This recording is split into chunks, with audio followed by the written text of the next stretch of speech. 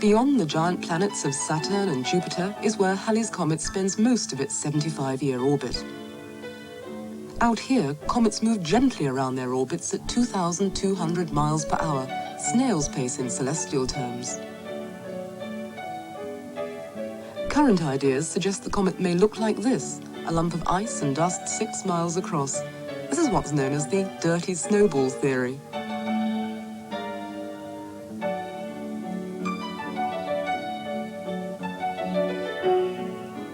In 1948, out beyond Neptune, the comet turned back and began accelerating towards the inner solar system.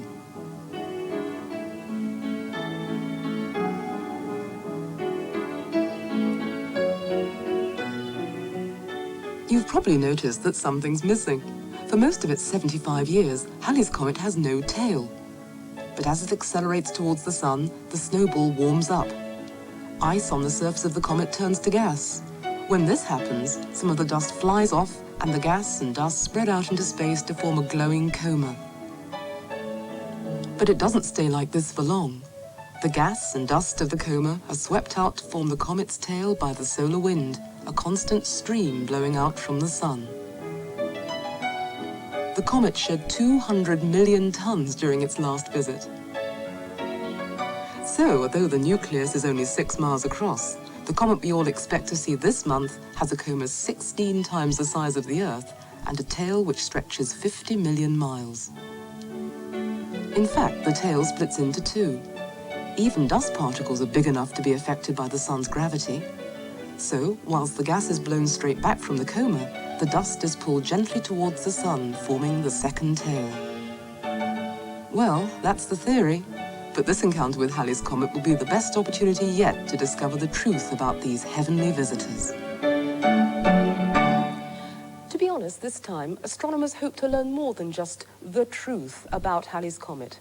They hope to learn a little bit more than that, and in their own unassuming way, they actually hope to learn where we come from.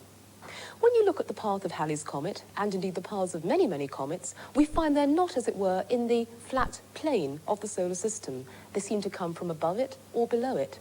And that makes astronomers suspect that comets actually live in their natural state in an enormous swarm which surrounds the whole solar system itself.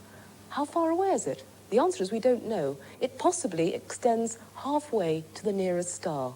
And in this swarm, in this enormous cloud, there are probably a million comets.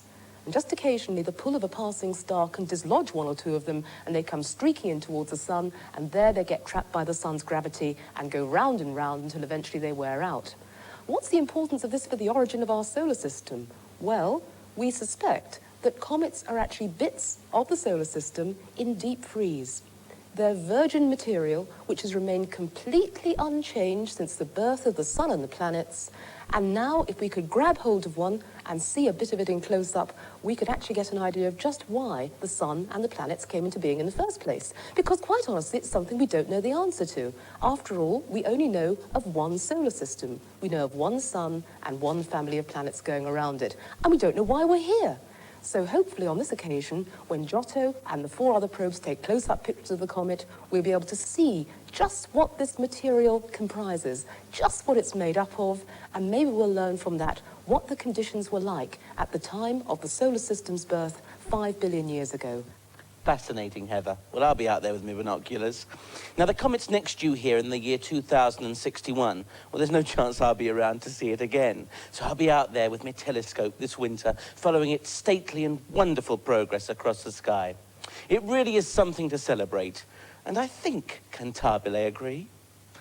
Once again, it's time for Halley's Comet, the once-in-a-lifetime opportunity. But the comet's name causes much confusion. Hawley, Halley's, Halley. Choose one of these 3. To see the comet might well prove quite tricky. A view may be faint or even blurred. They say that Patrick Moore is churning books out by the score. But for me this lump of rock spells out a word, spells just one word. Boom, boom, boom, boom. G is for the gravity with which the experts spout. Y is for the yawn that they inspire. H is 100,000 miles per hour at which this comet flies. And his neck ache got while peering at the skies. O's the sound of bitter disappointment when the clouds completely covering the sky. A is for Australia, where it won't be such a failure. FA is what's in store for you and I. Sweet FA. H is Halley, which I'm told should rhyme with Polly. Halley. R's this row that drives me round the bend. A is for the ages that this disagreement rages. Use your anus when you feel you've reached the end. Reach the end. Put them all together, they'd spell. That's what Halley's Comet means to me.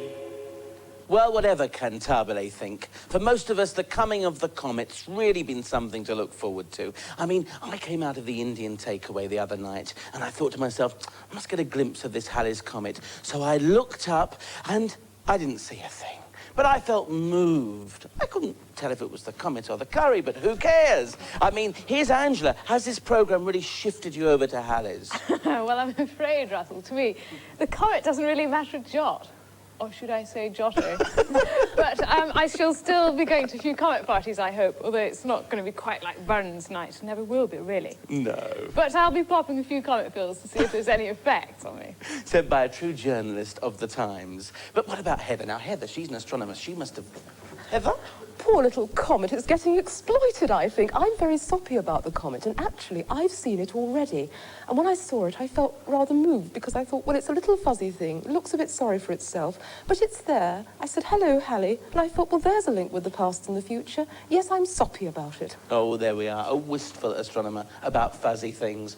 Which brings us on to Mike Wood. Well, I'm glad to hear. Yes. I'm glad to hear there's a bit of romance left on the women's side. I shall be waiting for that moment when I can stand in the same place and look up in the same sky as my Anglo-Saxon ancestors, and I shall probably shed a little tear. Absolutely right. Just shows this show is made for sensitive lads. Well, let's make the most of it. Let's hope for a clear night in the next few weeks so we can all get out there and see this great wonder of the skies for ourselves.